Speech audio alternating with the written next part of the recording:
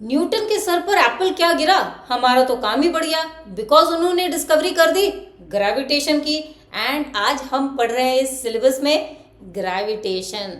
But do you understand, इसी gravity के चलते हम बंधे हुए हैं अर्थ से, मून बंधा हुआ है अर्थ से, प्लैनेट्स बंधे हुए हैं सन के इर्द गिर्द बिकॉज ऑफ ग्रेविटेशन। हमारे टाइड्स हैं because of the gravity. So आज हम करने वाले हैं इसी ग्रेविटेशन को study. Welcome to science arena, I am Monika. किसी भी चीज को ड्रॉप करिए, कहाँ जाता है? नीचे की तरफ जाता है। क्यों जाता है नीचे की तरफ? Because of gravitational force. So gravitational force actually है क्या? Well, it is the force of attraction with which earth is pulling every freely falling body towards itself. Now what is a freely falling body? Well, when there is one and only one force which is acting on a body, that is the force of gravity which is acting on a body, the body is said to be under free fall. सो जब मैं किसी object को गिरा रही हूँ, there is only one force जो उस पर एक्ट कर रहा है। वो कौन सा फोर्स है? वो ग्रेविटी फोर्स है, force of gravity, force of pull of the earth, the gravitational pull of the earth. This is what is called a freely falling body. So ये तो मैंने आपको बता दिया। नाउ ये जो कॉन्सेप्ट है ऑफ ग्रेविटेशनल पुल और ग्रेविटेशनल फोर्स जिसे हम कहते हैं, it is nothing but an extension of universal law of gravitation given by Newton. So Newton ने क्या कहा? न्यूटन ने कहा कि हमारे यूनिवर्स में कंसिडर एनी टू मासेस, कोई से भी दो mass. I have two masses m1 and m2। Now between the two masses there exist a force of attraction.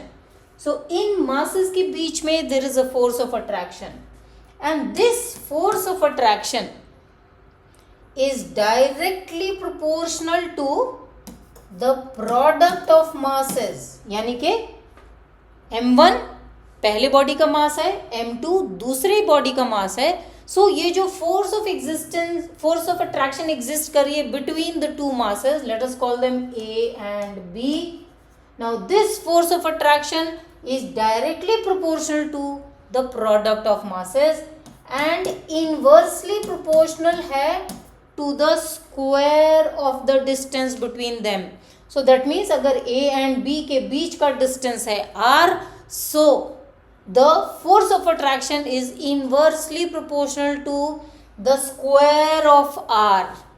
that means ये जो हमने proportionality की बात की, इसका meaning क्या है, implication क्या होगा?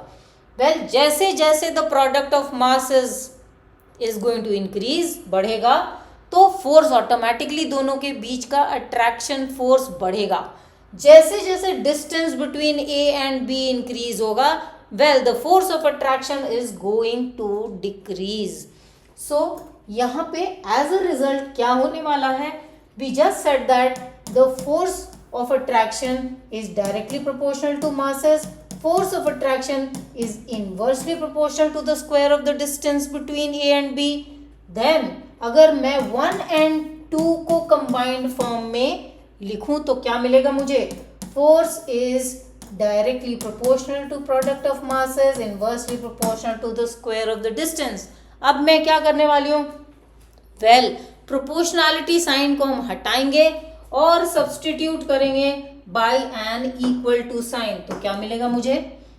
वेल, जब हम प्रोपोर्शनैलिटी साइन हटा के इक्वल टू साइन डालते हैं तो एक प्रोपोर्शनैलिटी कांस्टेंट एग्जिस्टेंस में आ जाती है। In this particular case this proportionality constant is represented by capital G, और इस कैपिटल जी का है एक नाम विच इज ग्रेविटेशनल कांस्टेंट। और इस ग्रेविटेशनल कांस्टेंट की एक स्पेसिफिक वैल्यू है which is 6.67 into 10 to the power of -11। अब इसका एक खतरनाक सा यूनिट है which is what? Newton meter square पर केजी स्क्वायर। तो क्या इसे रटने की जरूरत है?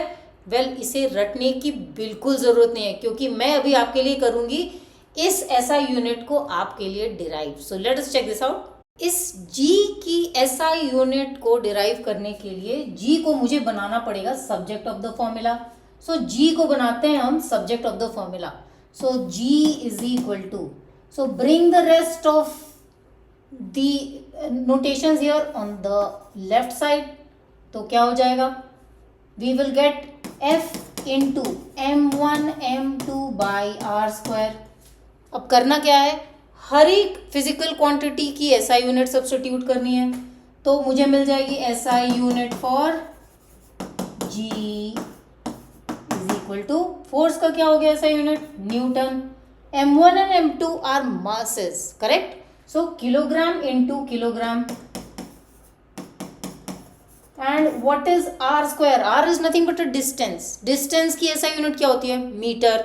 सो मीटर स्क्वायर आ गई हमारी SI unit. How can I write this, newton kg square per. So this is for the per metre square. ये रहा हमारा SI unit for the universal gravitational constant denoted by the capital G. Gravitational force को समझने के लिए अगर मैं universal gravitational law लगाऊं, सो यहाँ पे the two masses under consideration कौन कौन से हैं, this is the mass of the earth under consideration and mass of the freely falling body small m is under consideration. ये मेरे दो मासेस हो गए A and B. So let me call this earth as A and this, okay, it's already noted here. So A is my earth and B is the freely falling body. So इसमें मैं लगाऊंगी gravitational law, universal gravitational law, force being equal to capital G which is the gravitational constant, mass of the earth into mass of the freely falling bodies because these are the two bodies under consideration, and RE square. So the fact is हमने ये height consider नहीं किया. क्यों नहीं किया, because any object which I am dropping to the surface of the earth, radius of the earth के comparison में बहुत ही छोटा वैल्यू है. तो हम इसे क्या करेंगे, इस h को करेंगे neglect. You will neglect it only when that h is very small. इस h को हम कंसिडर कब करेंगे, काउंट इन कब करेंगे, जब ये h height above the surface of the earth बहुत ज़्यादा है. All right. So to begin with I am not considering this height of the object above the surface considerable. तो मैं इसे कर रही हूँ निग्लेक्ट. सो रिजल्ट क्या हो गया, this is the force of gravity which is existing on this mass m, जिससे B is being pulled by the earth. Right. So Newton ने क्या बोला था, दोनों मासेस के बीच में there is a force of attraction. That means earth खींच रहा है B को, इसीलिए B नीचे आ रहा है, बट B भी तो अर्थ को खींच रहा है अपनी तरफ. राइट. बट अर्थ तो हिल नहीं रहा है. क्यों नहीं हिल रहा है, well earth is a huge mass, इसीलिए earth is not moving from its place, not budging from its place. But the fact is, ये both forces F1 and F2 are equal and opposite forces, right? So, are they action-reaction pairs? Yes, they are. So, these forces which are existing between the two bodies are not only attractive forces, they are vector forces and they are action-reaction pairs. So, in a nutshell, the properties for the forces of attraction that will exist between two bodies, let us say A and B, having masses m1 and m2, जो separated हैं by a distance r, is directly proportional to the product of masses, inversely proportional to the square of the distance between them, means f directly proportional to m1 m2, f inversely proportional to 1 by r square. And what else, it is always attractive forces हैं ये. So F1 A खींच रहा है B को, B खींच रहा है A को, and not only are they attractive forces, ये vector forces हैं. right. Now last but not the least, जब A B को खींच रहा है, B A को खींच रहा है, the forces which are acting right? That means F1 and F2 are equal forces. They are opposite forces and they are action reaction forces, right? We did talk about it. How do I define universal gravitational constant? So मैं बात कर रही हूँ definition for G, right? So इसको कैसे define करेंगे? Well formula लिखना तो हमें बहुत अच्छे से आता है. So force is equal to capital G m1 m2 by r square. करना क्या है?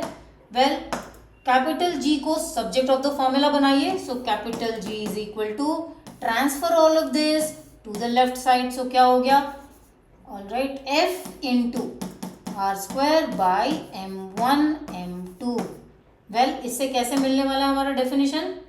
बहुत इजी है. So let's check this out. सो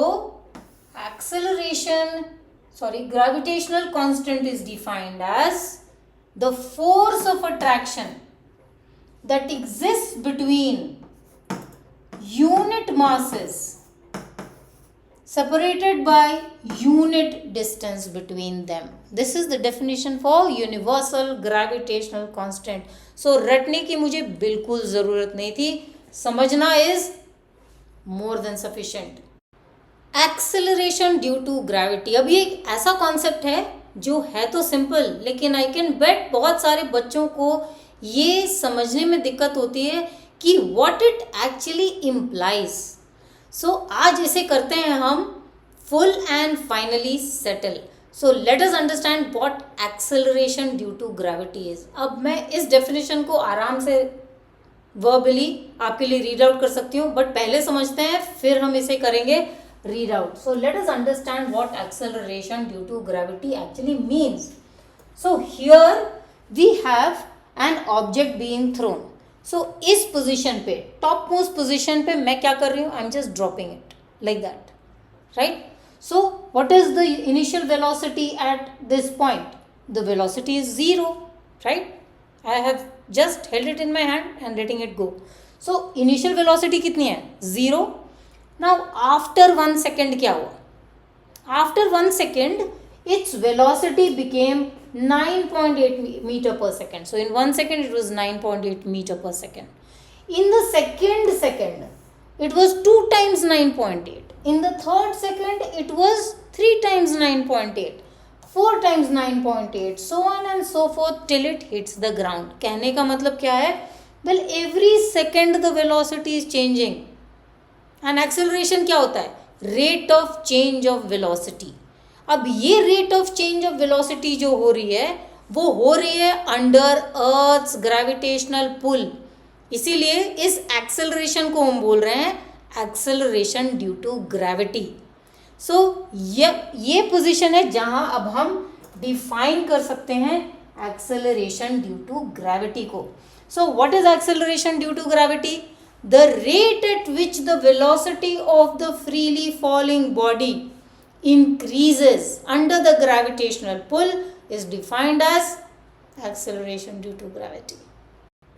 हमने पढ़ लिए हैं दो टाइप के जीज.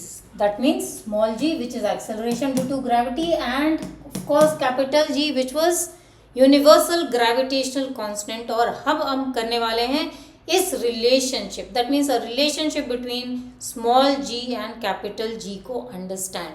इसके लिए बहुत इंपॉर्टेंट है कि हम ये समझें वेट ऑफ अ बॉडी क्या होता है. सो किसी भी ऑब्जेक्ट का weight is defined as the force with which that object is pulled towards itself by the earth. That means इस एप्पल का weight is given as a force with which the earth is pulling the apple. So कहने का मतलब क्या है?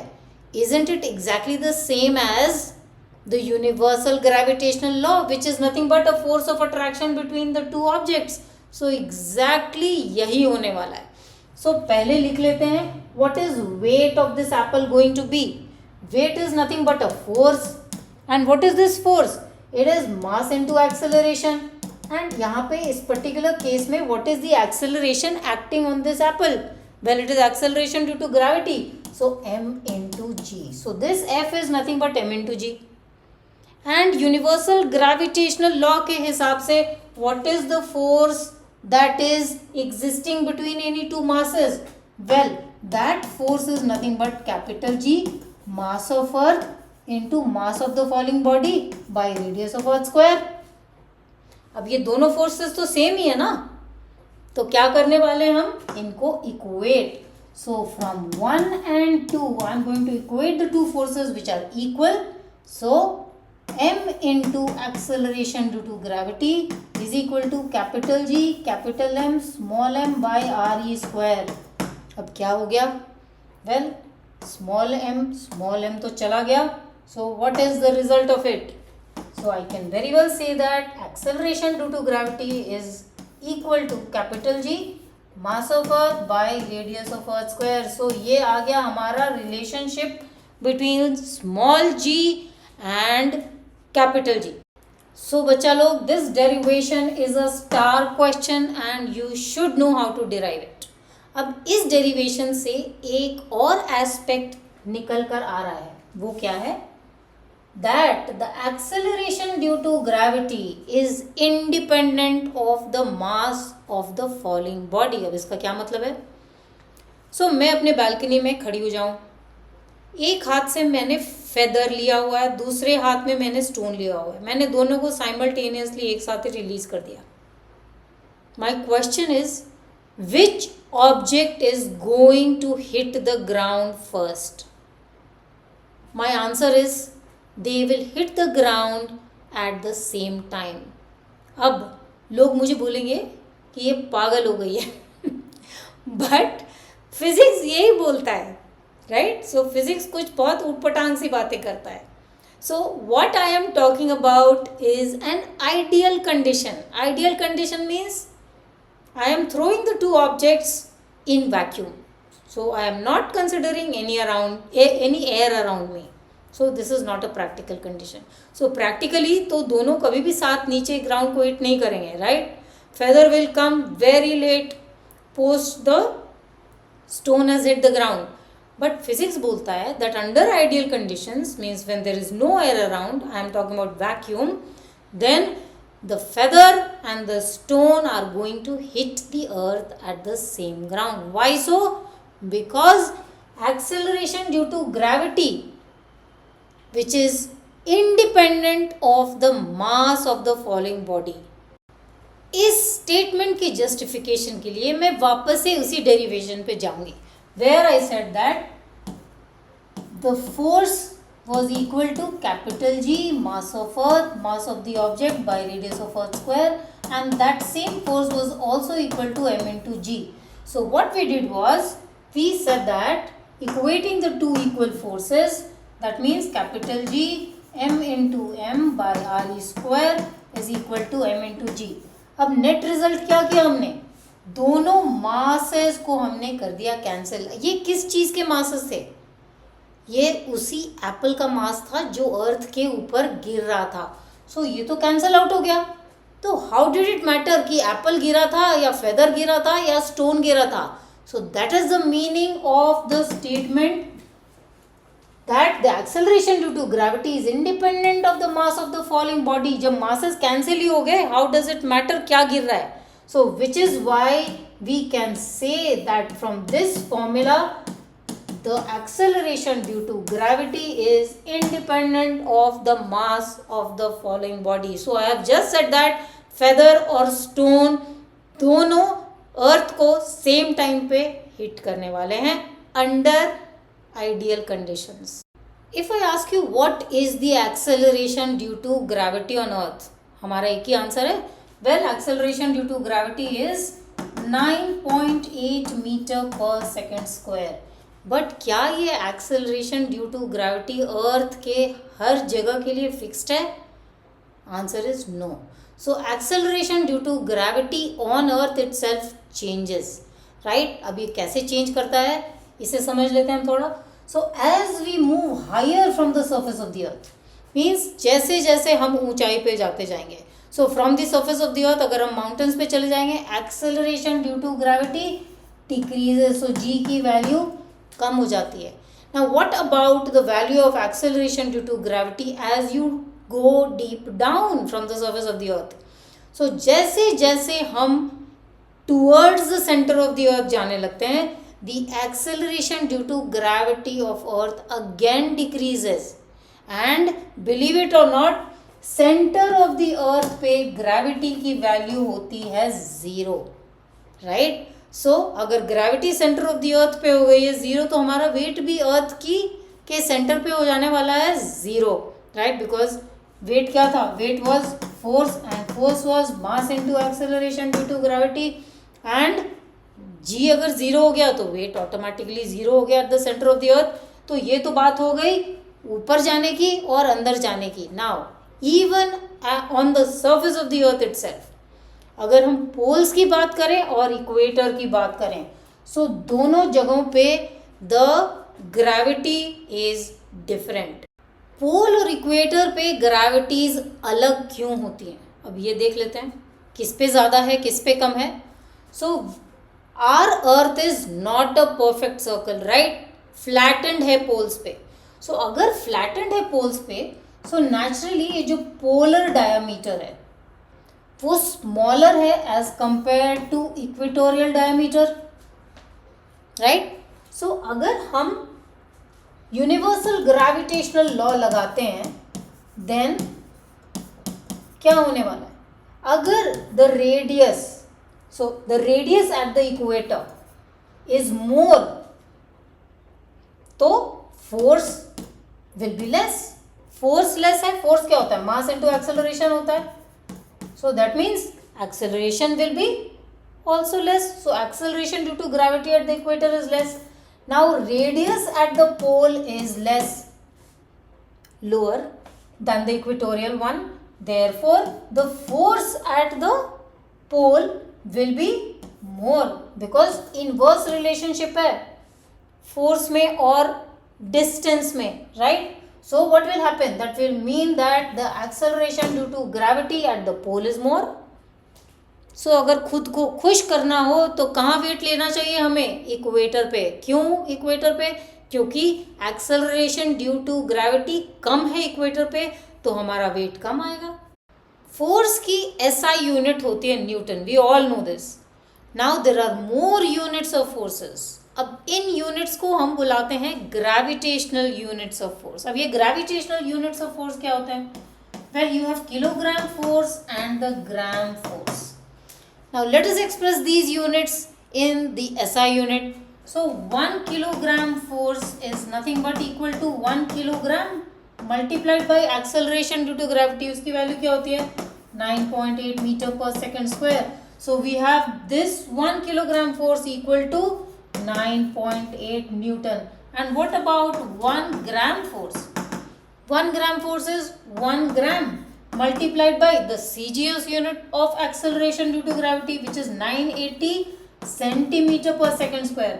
Value क्या आएगी मेरी, 980, this time in dyne. So ये तो हो गई 1 kilogram force equal to 9.8 Newton, 1 gram force equal to 980 dynes. Now what is the relationship between 1 kilogram force and gram force?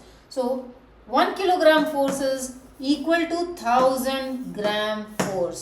So ये तो बातें हो गई हमारी यूनिट्स की. सो अब हम आ गए हैं tail end part of the chapter में, जहां हम डिस्कस करने वाले हैं the concept of mass, the concept of weight and the relationship between mass and weight. So mass क्या है, mass is the matter contained in the body. The quantity of matter in a body is mass. इसकी ऐसा unit क्या है, kilogram.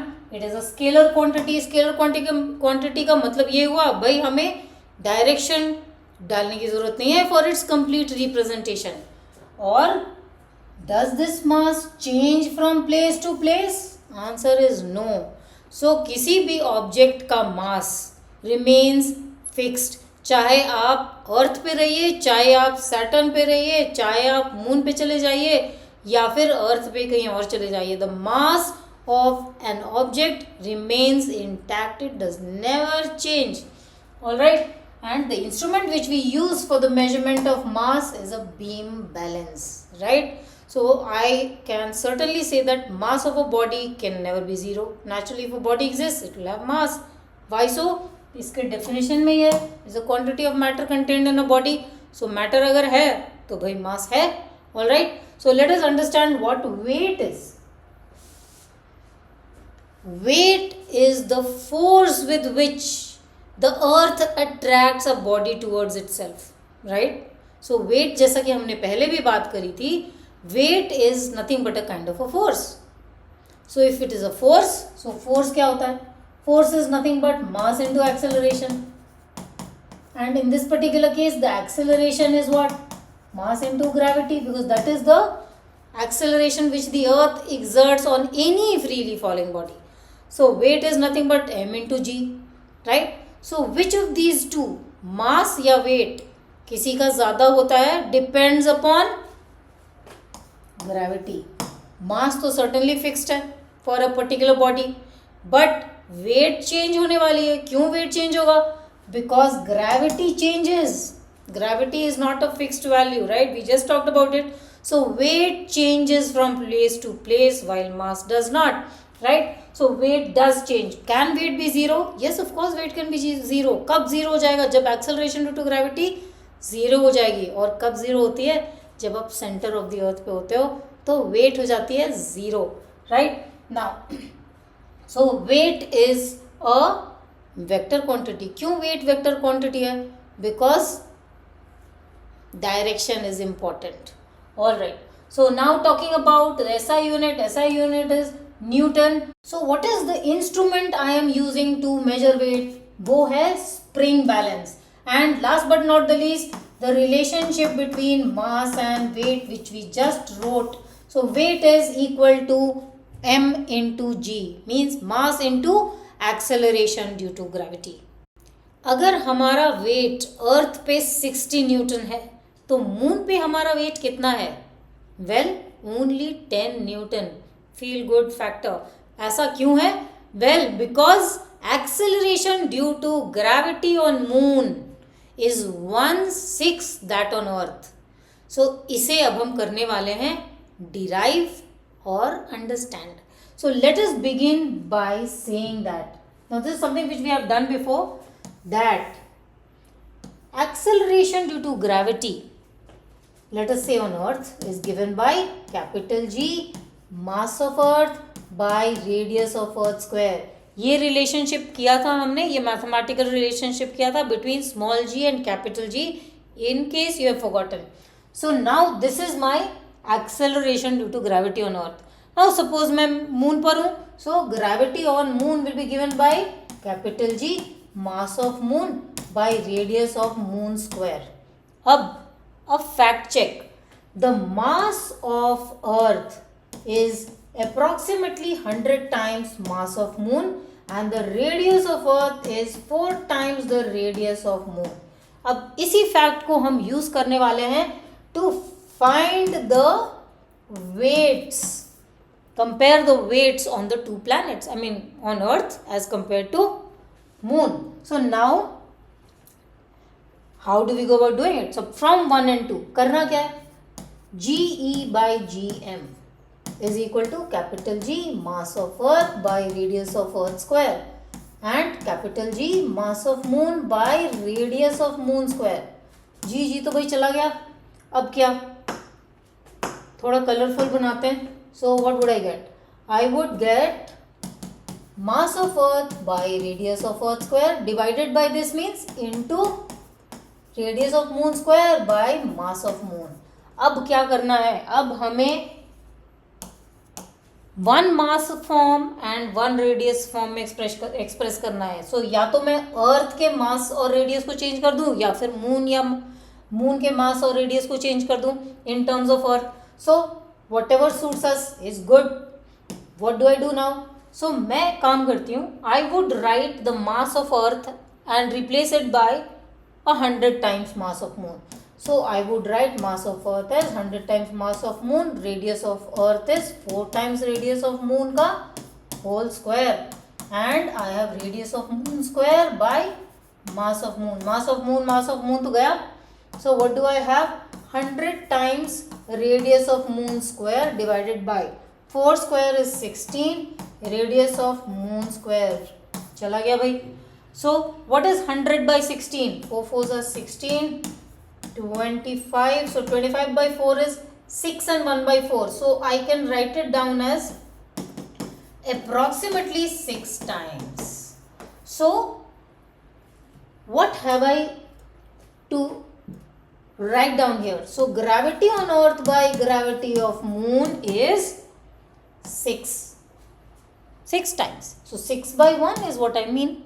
So weight मुझे अगर लिखना है, so this is the relationship between gravities. So I can say that gravity on earth is 6 times gravity on moon. अब मुझे चाहिए weight. So weight क्या होती है? I just need to multiply both sides by mass. So whatever mass I have. So masses multiplied on both sides will give me what? Weight. So weight on earth is 6 times the weight on moon. हो गया. So guys, you know the drill by now. Do not forget to hit the like button and subscribe to the channel. Share it with your friends as well. Hope to see you again very soon. Bye bye. Thank you for joining.